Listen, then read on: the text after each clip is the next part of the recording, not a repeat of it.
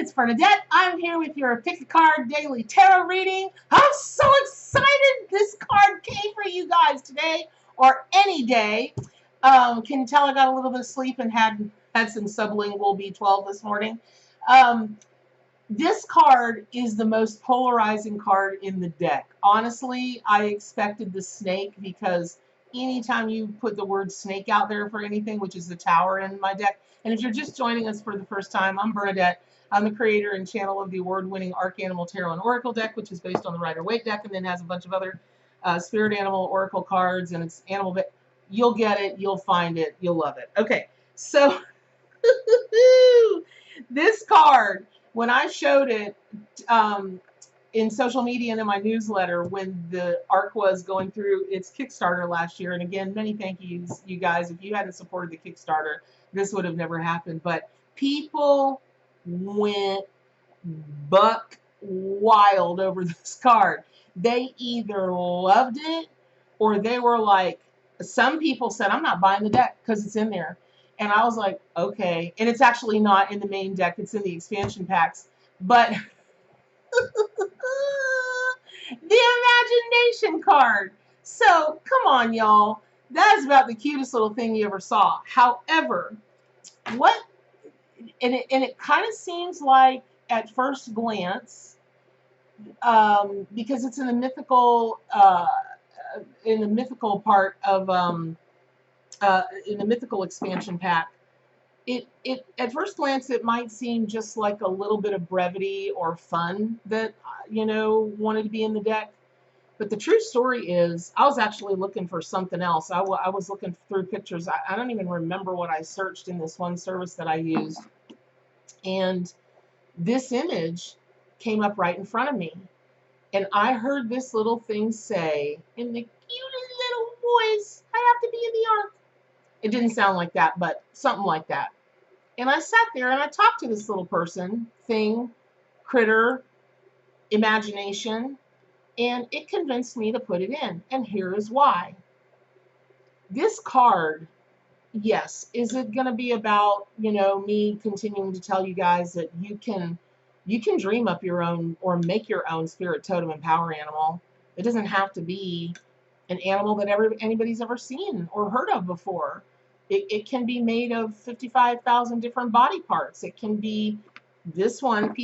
Some people are like, it looks like it's got the chicken pox, and other people are like, oh my gosh, the dots are so cute. So I tried it out on Facebook, and people were just, my gosh, they were divided. I was like, that's it. That card's got to go in, because the biggest thing that it teaches us is really about perspective.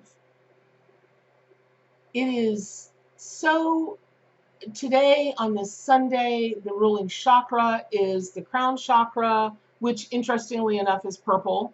And here we have this card show up with hues of purple and so on and so forth.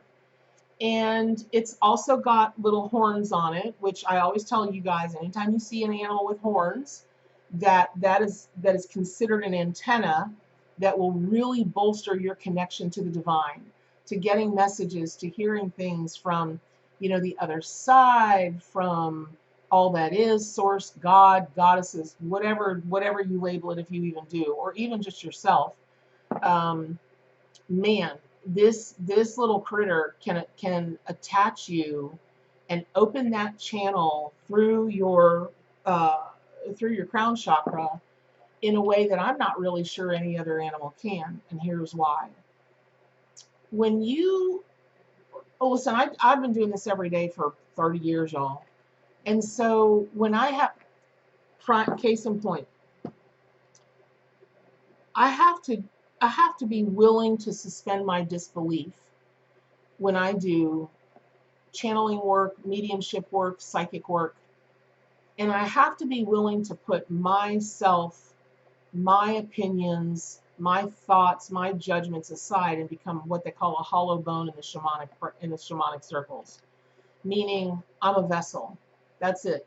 I'm like a ventriloquist dummy. Spirit's got its hand stuck up my back, moving my mouth, and all I got to do is show up. Actually, kind of one of the easiest jobs on the planet, which is why I love it so much.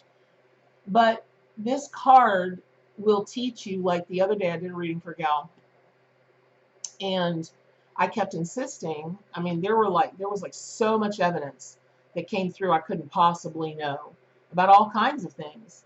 And then this message came through from a friend of hers who'd passed away real young, that there was a particular food that they shared together, and I was shown a round white, to me it looked like a tortilla.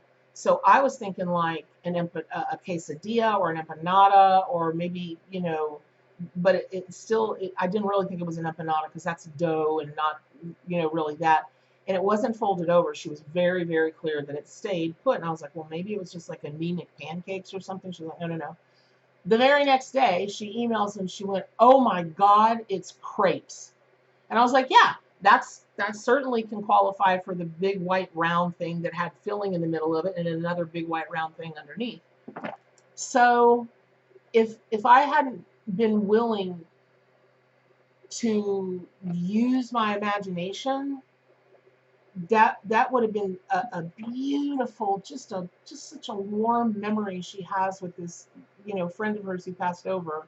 She might not ever have gotten that message. She might have gotten it through another medium, but she wouldn't have gotten it through me. And so when this card comes out for someone, and let me tell you something, the imagination card very rarely comes out for anybody because it's a pretty supercharged card. Some people look at this and I had a lady on Facebook call it a demented Teletubby. And oh God, every time I see this card or think about it, I just laugh. Because, listen, funny's funny. It was pretty, the way she termed it, it could have been insulting if I'd have taken it that way. But I really chose to see the humor in it. And that's really part of this card, is what do you choose to see? What is your perspective? Do you look at this little, wisp of imagination, and do you see an evil grin with sharp yellow teeth, like those critters in Galaxy Quest? You guys haven't seen Galaxy Quest? It's in my top 5. I highly recommend it. Do you see that, or do you just see, look at the eyes. Look at how the eyes are sparkling. There's no malice in those eyes. I don't see it. You might see it. So, it's got a little bit of an overbite. The teeth are a little bit yellow. It looks like a very earnest, authentic, youthful, innocent, just big grin to me. And the little toes and the little claws, which, by the way, think about it, y'all. There are three little phalange kind of things on each of imagination's feet and paws or claws or whatever you would term it. And so remember, you're going to want to look up the numerology of 3, but that 3 is a holy trinity. Father, Son, Holy Ghost, Maiden, Mother, Crone. Oh my gosh, the number 3 in numerology and throughout history, it doesn't matter what faith that you're looking in, 3 is a very, very powerful number. So when this critter was talking to me, and I was like, because I heard the voice come out of the computer, I started looking at the symbolism of the card, and then it started telling me the symbolism. So when you're talking about imagination, when you're talking about opening your mind and your heart and your spirit up to what's going to come to you, it can be the kookiest stuff. And at the time, you're just like, that's my imagination. Yes, it is your imagination. Yay! You let it in. Now pay attention to it. Now, move on it, act on it. You've already done the hardest thing, which is allow yourself to use your true imagination. Do you know how many people won't do that? It just, oh my gosh. I don't know any other way to be. Like, I can't move through the world in any other way. But that's just me. You guys have read, like, I don't know, 50, 60,000 people at this point. And, oh my gosh, the people that get stuck, because they get stuck right here. And they won't open up here and tap into the divine. And then if we can get them past that, and oh my gosh, especially in psychic development classes, they just have such a hard time believing what they're seeing, or at least being willing to take pieces and components out of it to make the rest of the message, to wait for it to unfold. So this card is a lot about removing your own blocks, your own fears, your own judgments, and just be willing to see from a different perspective. Now, when you take a look at the color of this critter, it's a purpley, reddy, rosy, and that's always associated with love, with unconditional love. And so if you anything that you want to think of, anything that you want to consider or see a different perspective of, and I know I've been like a broken record this week. I know. Believe me, I know. But it's what keeps coming to me. I don't know why. Next week it'll be some other theme or some other something. But the coming from a place of unconditional love, the coming from a place of unconditional love. And let me tell you, speaking of that, I'm really into Criminal Minds right now. I'm binging the heck out of Criminal Minds. And there was an episode where Penelope Garcia, one of my favorite characters, she's their tech analyst, brilliant, and she just was struggling that a case she was involved in, the serial killer got the death penalty, and she nothing would do, but she wanted that man to know that yes, of course, she wanted him to get caught and have the killing stopped. But she does not believe in the death penalty. And I'm not telling you guys I believe in it or I don't believe in it. So please, let's not have a conversation on the channel about it, because the important part of this is she went to the prison where he was being held the day before he was to be put to sleep. And she talked to him, and it's a whole long story. And he asked her, would she be there for him, because not one other human being in the world had shown up for him when the death penalty, when his date was set. So she said, no, no, no, no, no. And she struggled and struggled, but she showed up for him. Oh my gosh, I'm gonna get choked up about it. And I really thought, could I love unconditionally to that degree? A complete stranger who had killed umpteen women in the most, I mean, they're all heinous ways. They're all serial killers on, Criminal Minds, y'all, but just in a really heinous way. Could I extend my compassion that far to sit and witness something like that because somebody told me they were afraid and didn't want to be alone, and no other human showed up for them? I don't know. I had to consider it. I still don't have an answer, but this card is also about being able to dream your dream, which is, where do you think your dreams come from, y'all? It's your imagination.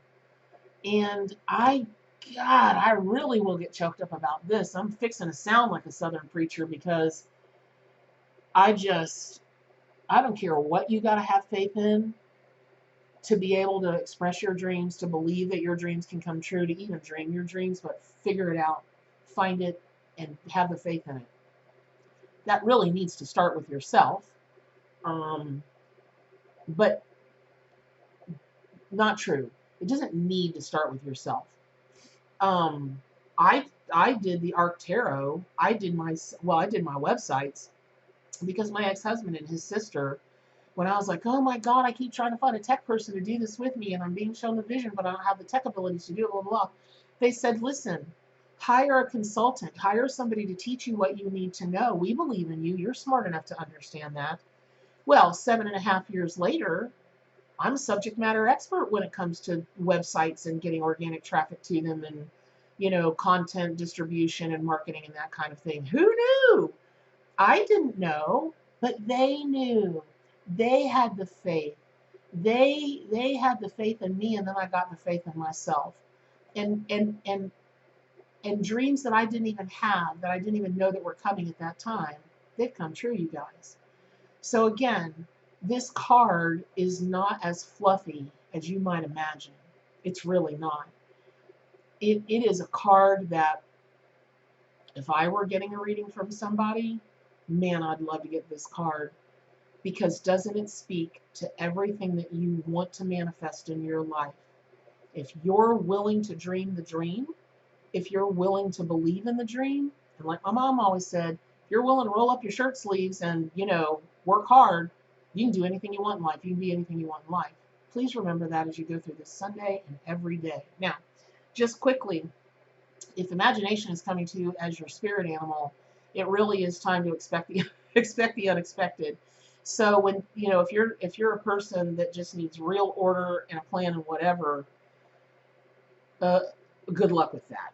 And I really would encourage you to allow imagination to support you in the unexpected things that are coming, because they really are meant for everything that will make you happy, and they are coming from a place of unconditional love. If imagination is your totem animal, you are one of those people that dare to dream, and your dreams always do come true because you believe in your dreams and you believe in your own ability to get there. But you also, as this imagination critter might be standing just singularly in the card, remember there are 3 claws, fingers, whatever. You also believe in the power of other people believing in your dream and supporting you and helping you get there. You, God love you. If you want to invoke imagination as your power animal, unite that part of your spirit that does dare to dream, that will follow through on your dreams, that will open to your own imagination. You are ready to step out of the ordinary and step into the extraordinary. I'm so excited for you. Write me and let me know how it works out for you, okay? All right, you guys. Thank you so much for tuning in today. Thanks for sharing part of your Sunday with me. I just wish you all the best things in the world, but mostly what I always wish for you guys is that you stay wild.